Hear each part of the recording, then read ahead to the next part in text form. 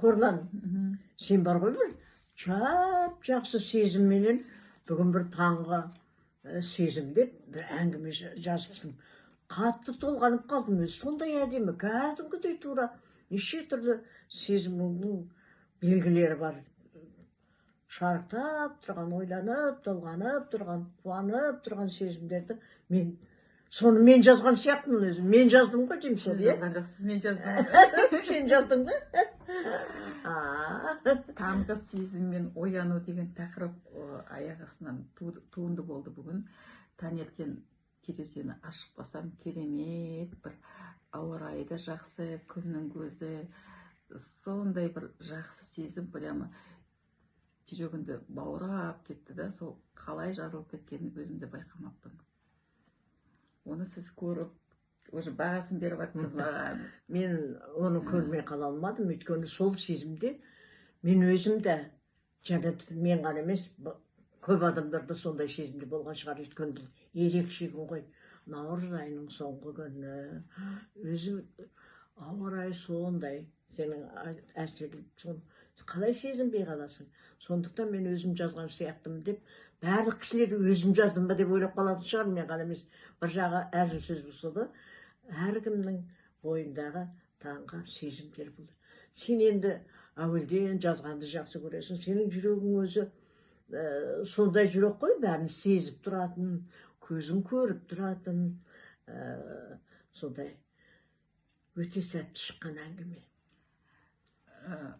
Иә, сәтті шыққанын, өзімді сосын байқадым. Негізі бүгін 30 күн оразаның соңғы күні, және де наурыз айы.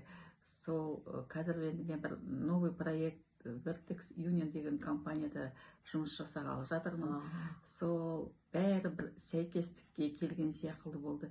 Және бүгінгі күнде оянып, сол қайсы бір күндері болмай, именно бүгін сондай ой келгеніне өзімде бір жақсылықтың нышаны деп білемін. Солай шығар. Өйткені сен былай депсің, жүректегі барлық мейірім, махаббат, барлық сезімдердің бәрі бір ғажап гармония тоғысып тұрды деп.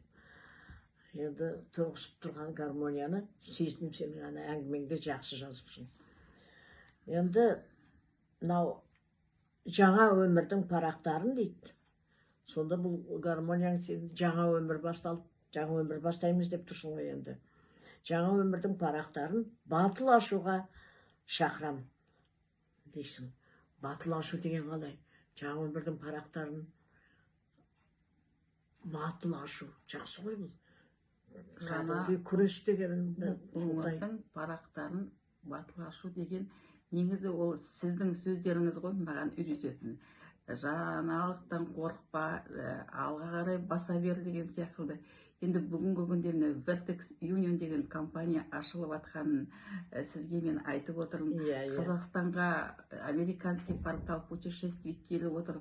Оны сіз өзіңізді қабылдап... Мен де барайын деп жатырмын ғой. Сіз барайын деп жатқаныңыз, сол именно сіздің осы мойындағаныңыз, сіз соны қабылдағаныңыз, сіз соны түсініп, алға айтып отқаныңыз, сол батылдық деген, сол сізден алған менің сабағым деп ойлаймын негізі. Ой, бәрекелді.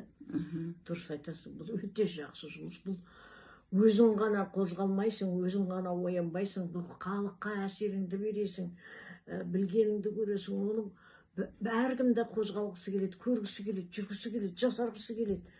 Міне тамаша жұмыс, бұл қазіргі бүгінгі күннің талабы ғой. Жақсы, сенің жұмысқа сәттілік тілейміз. Осындай сергек болайық, жаңа өмірдің жаңа адамдарын батыл бастайық. Бірге шығамыз путешествиеге.